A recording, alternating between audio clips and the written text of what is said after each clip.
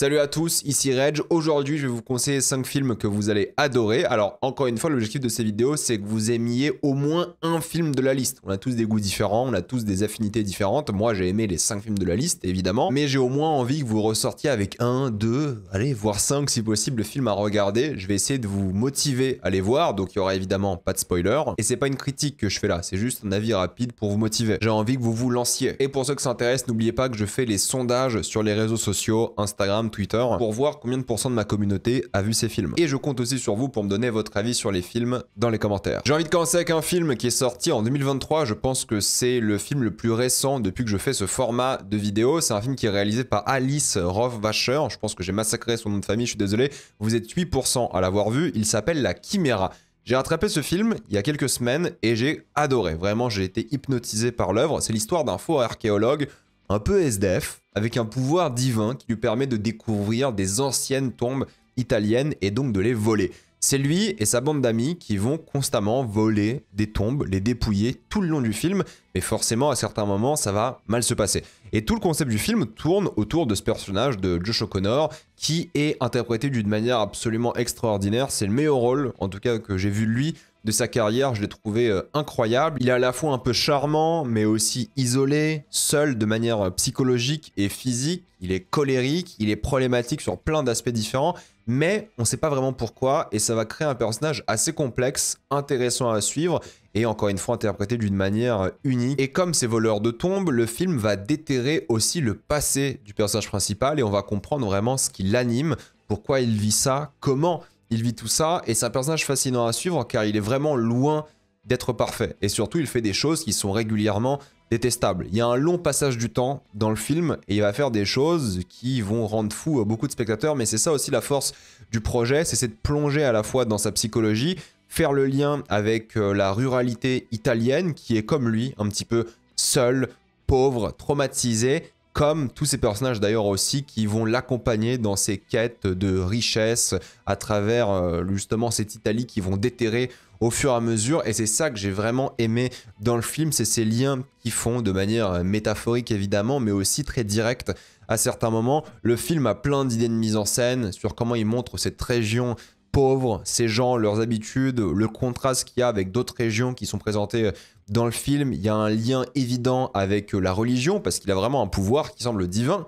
Cet homme, c'est un super pouvoir, t'as l'impression, c'est à la fois un talent. Bref, la limite est très floue et c'est ça qui est fort parce que justement, on va mettre en parallèle cet homme et quelque chose de surnaturel, quelque chose de mystique. Et c'est ça qui va être fort. Il y a un mouvement de caméra qui est souvent répété dans l'œuvre, que je vous montre ici en image, mais que vous allez comprendre en voyant le film, qui est très précis, que j'ai adoré, qui en dit beaucoup sur ce qui se passe dans chaque scène et par rapport à la psychologie de ces personnages. C'est un film auquel je pense assez régulièrement depuis que je l'ai vu, car il crée une ambiance, un conte unique qui m'a beaucoup touché personnellement et vous devriez lui donner une chance, je pense. Alors c'est un peu spécial, hein, ça va pas forcément plaire à tout le monde, mais c'est une aventure à la fois psychologique, physique, spirituel, dans une sorte de microcosme assez précis qui est original, je trouve. Pour le coup, c'est rarement exploité dans le monde du cinéma, ce côté un peu archéologie et à la fois voleur, mais d'une manière un peu cynique et dramatique et triste.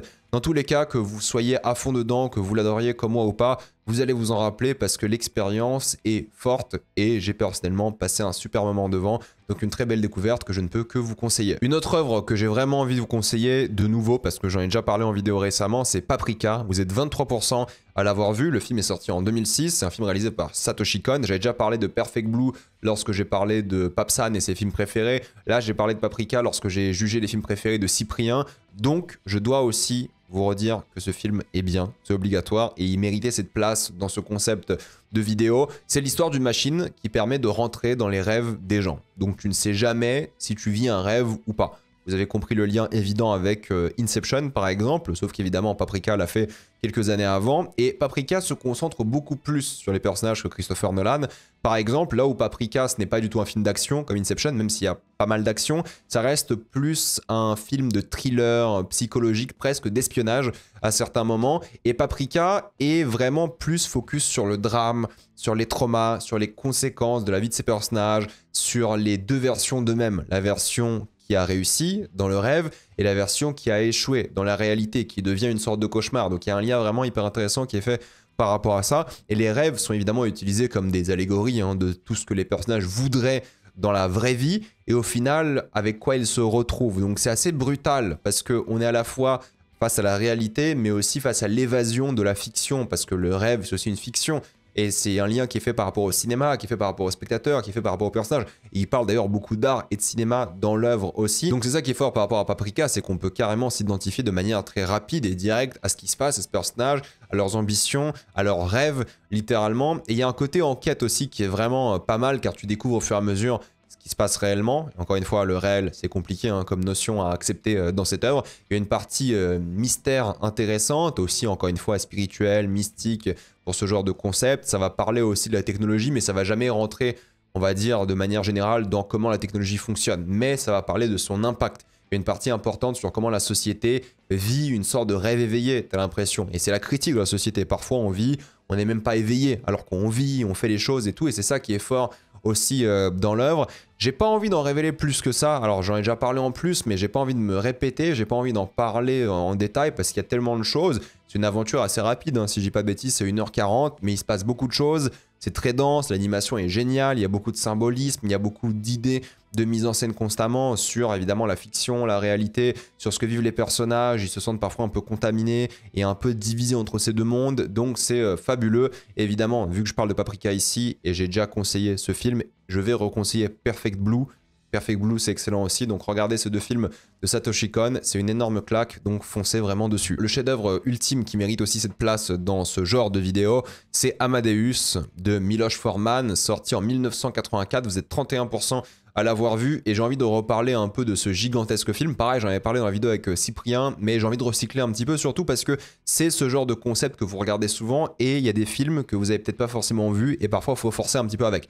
30%, c'est pas beaucoup pour cette œuvre gigantesque, épique, grandiose. C'est l'histoire de Mozart, mais du point de vue de Salieri. Voilà, c'est son rival de l'époque. Alors encore une fois, c'est une sorte de faux biopic, hein. C'est pas vrai, hein. Il n'y avait pas cette vraie rivalité et tout, mais on s'en fout. Voilà, c'est une pièce de théâtre réadaptée au cinéma. Concentrez-vous sur le drame de l'histoire plutôt que est-ce que c'est vrai, pas vrai. Ça, on s'en fiche. Ce qui est intéressant, c'est ce qui se passe dans l'œuvre. Il raconte cette histoire, Salieri, qui a changé sa vie. Il était complètement obsédé par Mozart. Il voulait même le tuer, d'ailleurs, pour pouvoir devenir le meilleur compositeur de la cour. Sauf que Mozart, lui, s'en fichait de Salieri. Lui, on n'avait vraiment rien à faire. D'ailleurs, il va souvent se moquer, il va souvent être contre Salieri, mais sans vraiment en avoir quelque chose à faire, quoi. Pour lui, Salieri, c'est limite un insecte qui n'a aucune importance. Alors que pour Salieri, Mozart était quelqu'un d'important, un dieu, presque. Et cette rivalité unilatérale est vraiment la force de l'œuvre, parce que cette épopée va mélanger amitié, trahison, religion et obsession. Encore une fois, par rapport à la musique, par rapport à l'art, par rapport à la création, c'est tourné à Prague, voilà, mais c'est à Vienne que se passe l'histoire et on plonge dans une époque qui va mélanger cette aristocratie, la censure et l'explosion d'une sorte de nouveau genre musical entre ce qui est populaire et un peu moins bien entre guillemets et ce qui est artistique mais pas populaire. Ça va beaucoup parler de cinéma de manière générale et justement parce que Mozart est une sorte de petit con arrogant, c'est ça qui est intéressant parce qu'il va quand même être le meilleur sans faire d'efforts. Il va créer des frictions par rapport aux autres compositeurs de la cour. Et l'utilisation de la musique est vraiment émouvante, je trouve, parce qu'on va s'intéresser à la composition, mais aussi à l'art, comment on crée de l'art. On passe du temps sur la création, sur le lien qu'il y a entre la psychologie, les traumas, de ce que vivent ces personnages. Ça va parler de cinéma dans beaucoup de moments de l'œuvre, évidemment, parce que c'est 2h40 et il faut regarder la version cinéma. Il y a une version longue, mais regardez la version cinéma, je précise. Et les idées de Milos Forman, qui a gagné 8 Oscars pour ce film, alors pas lui, mais le film de manière générale, rendent l'expérience encore plus unique et mémorable, justement parce qu'il va se concentrer sur le quiproquo, il va se concentrer sur ce gigantisme, mais aussi sur l'intimité de ces personnages, sur leur haine, sur leur admiration, sur leur moquerie. Justement, j'adore la tête de Mozart dans ce genre de plan. Cette scène est d'ailleurs iconique. Il y a des scènes à l'opéra qui sont tellement mémorables. Une avec Giovanni, vous savez évidemment de laquelle je parle, et elles vont rester en vous à vie. Donc c'est une grande aventure plutôt psychologique parce que ça se passe quasiment que dans des palais, mais par rapport à ce que ces gens ont vécu, par rapport à comment ces moments dans leur vie, ces amitiés, ces moments de tristesse les ont marqués, comment le père a marqué le fils, comment, je sais pas, la rivalité entre deux personnes peut changer la vie de quelqu'un, leurs envies, leurs névroses, et tout ça représenté par ce spectre de la musique qui hante évidemment le film comme une sorte de présence mortelle, nocive tout le long. Et c'est ça qu'on veut voir dans ce genre de film, s'intéresser à la création, mais pourquoi la création et les conséquences de l'art de manière générale. Et c'est ça qui est bien dans le film, je trouve aussi, c'est le lien par rapport à comment le cinéma impacte les gens, que ce soit les créateurs ou les spectateurs. Et il y a un côté narration avec un narrateur quand même qui pourrait mentir, qui est vraiment palpitant dans une fresque vraiment énorme et légendaire. Donc Amadeus, si vous l'avez pas vu, bah regardez-le. Maintenant, il faut parler du film que vous avez le plus vu de la vidéo, mais j'étais étonné parce que vous n'étiez que 62% à avoir vu Alien. Je m'attendais à beaucoup plus, film de Ridley Scott sorti en 1979. C'est le genre de film qu'en général je pioche pour le mettre sur la miniature, même si en général je mets 3 miniatures différentes, donc en fonction voilà, de la miniature que vous avez eue, dites-moi dans les commentaires quel film vous avez vu dessus, mais il mérite clairement sa place dans ce concept de vidéo parce que bah, c'est clairement l'un des plus grands films de tous les temps. C'est l'histoire d'un vaisseau spatial dans lequel un équipage se réveille après une longue période de cryogénie ou cryogénèse. Ils entendent un signal et doivent enquêter car l'entreprise mère du vaisseau les force. Ils atterrissent donc sur une planète inconnue au bataillon, personne ne sait ce qui se passe ici. Enquête et malheureusement un coéquipier va se faire contaminer par une créature étrange. C'est là que va commencer une sorte de huis clos inquiétant, stressant, car la créature peut attaquer à n'importe quel moment. Et j'ai déjà critiqué Alien, vous le savez, hein, j'en ai parlé, j'ai fait une grosse vidéo de 3 heures sur la saga, vous connaissez mon avis, vous savez que j'adore, vous savez que pour moi c'est un des plus grands films de tous les temps. Entre les critiques acerbes sur le capitalisme et la mise en scène parfaite de Ridley Scott, on a ici l'un des meilleurs films de science-fiction et d'horreur de tous les temps, c'est une évidence. Il arrive à créer une atmosphère qui est unique, car elle prend son temps, en fait, c'est ça qui est important, surtout quand on a vu la série maintenant, la différence est tellement folle et marquante entre le film et la série, tu te demandes vraiment comment la série a osé imiter Alien, mais justement la caméra qui se pose sur ces décors qui sont travaillés mais à la perfection, il crée une angoisse, un stress, t'as envie que tout se passe bien parce qu'en plus t'aimes ces personnages, ils ont été suffisamment développés, tu t'attaches à eux, tu t'identifies à leurs problèmes parce que c'est juste des ouvriers de manière générale. Ces longs plans de caméra à travers ces couloirs vides qui peuvent contenir le monstre mais on ne sait pas où il est, le travail sur le monstre évidemment qui est encore une fois légendaire, le travail sur la musique de Jerry Goldsmith qui permet de créer une sorte de peur cosmique. Dans l'espace, personne ne vous entendra crier, bon c'est une évidence, vous connaissez tous, tout semble déjà perdu, mais il est encore une fois possible de s'en sortir, c'est ça la force de l'œuvre, donc vous allez avoir 2 heures de scène iconique après scène iconique, ça il n'y a aucun doute, des surprises et une esthétique qui est tellement rare dans la science-fiction qu'ils ont essayé d'imiter constamment depuis, mais jamais égalée, parce que la maîtrise de mise en scène est folle, et vous allez être complètement immergé, terrifié, on ne voit pas du tout le temps passer. Bref, je vais pas en parler pendant des heures, hein. Vous connaissez mon avis sur Alien, vous savez que j'adore ce film, j'adore cette saga que je trouve géniale et ce film est absolument parfait. Allez voir mes critiques sur la saga si vous voulez plus de détails, mais allez voir Alien parce que vous n'êtes que 60% à l'avoir vu et vous devriez être bien plus en réalité. Et le dernier film que j'ai envie de vous conseiller dans cette vidéo, c'est un film que vous n'êtes que 11% à avoir vu, c'est Les Hommes du Président, All the President's Men, le film sorti en 1976 par Alan J. Pakula. C'est l'histoire de 2 journalistes qui enquêtent sur la conspiration Watergate par rapport à Nixon. Bon, vous connaissez tous l'histoire de la vraie vie, mais grosso modo, Watergate a causé la démission de Nixon. C'est ce qui se passait dans la vraie vie, mais c'est pas le sujet du film en réalité, donc c'est pas un spoil, ne vous inquiétez pas. C'est 2 journalistes complètement différents dans leur comportement, dans leur vote, dans leur personnalité, qui doivent travailler ensemble pour trouver la vérité. C'est un film fondamentalement politique, évidemment, mais c'est un film non partisan. Il y en a un qui est républicain d'ailleurs, l'autre démocrate. Et c'est ça qui est intéressant, c'est que l'objectif principal du film, et Robert Redford, décédé récemment, vous le savez, a dit en interview maintes et maintes fois que c'est un film sur la vérité. Et ce qui est important, c'est que la vérité journalistique permet de calmer les politiques, chose qui malheureusement disparaît aujourd'hui. C'est la lutte entre cette vérité et le pouvoir. Qu'est-ce qui est plus puissant ? Et ça, c'est un film qui est important encore aujourd'hui, dans un monde de fake news, de désinformation, de mensonges. C'est important de connaître la vérité, faite par des gens, entre guillemets, non partisans, qui sont intéressés par ce qui est vrai, ce qui est véritable. Et l'alchimie entre Robert Redford et Dustin Hoffman est parfaite, hein, par leurs différences, mais surtout leurs ambitions communes. Et c'est un film qui est à la fois optimiste de ce point de vue-là, parce que les gens peuvent travailler ensemble, peu importe leurs désaccords politiques, même si à l'époque les désaccords politiques étaient moins extrêmes qu'aujourd'hui, dans les années 70, soyons un peu d'accord sur ça, mais surtout qu'ils ont une quête commune qui unit une nation, une société et un pays. Et c'est un film sur la paranoïa. Redford, il est connu pour avoir vraiment baigné dans ces films de l'époque, avec Les 3 jours du Condor par exemple, et plein d'autres, mais c'est ça qui est fort, c'est que les personnages seront souvent chassés ou par la réalité ou par leur imagination. C'est la force de la mise en scène de Pakula, c'est-à-dire qu'il va donner vie à des décors d'une manière menaçante ou chaleureuse, mais même dans les moments les plus chaleureux, il y a une sorte de doute. Et ça, c'est parfois avec juste du sous-entendu, des choses qu'il ne montre même pas. On pense que quelque chose cloche, alors qu'on ne sait pas.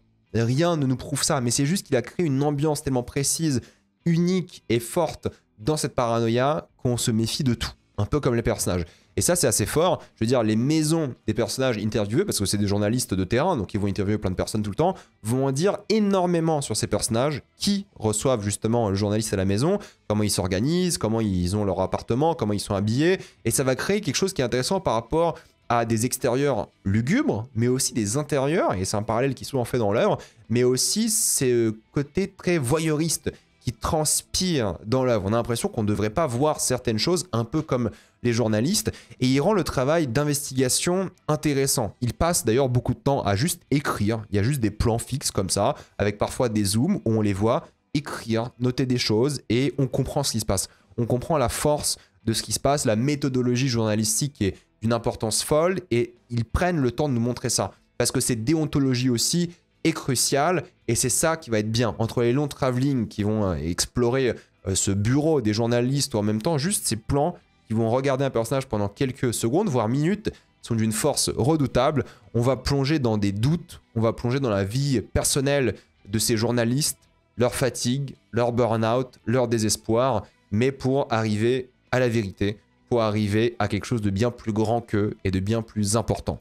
Donc c'est un super film que vous devez regarder. C'est un chef-d'œuvre comme tous les films de la liste d'après moi. Donc foncez clairement dessus sur tous ces films. Dites-moi si vous les avez vus dans les commentaires. Dites-moi si vous les aimez, si vous les adorez. Dites-moi si vous êtes motivé à les regarder. J'attends vos retours. Tout ça en bas. Pensez à vous abonner à la chaîne pour voir les prochaines vidéos. Mettez un j'aime, ça aide beaucoup la chaîne. Suivez-moi sur tous mes réseaux, Spotify, TikTok, Instagram, Facebook et Twitch. Et moi je vous dis à la prochaine fois. Salut à tous.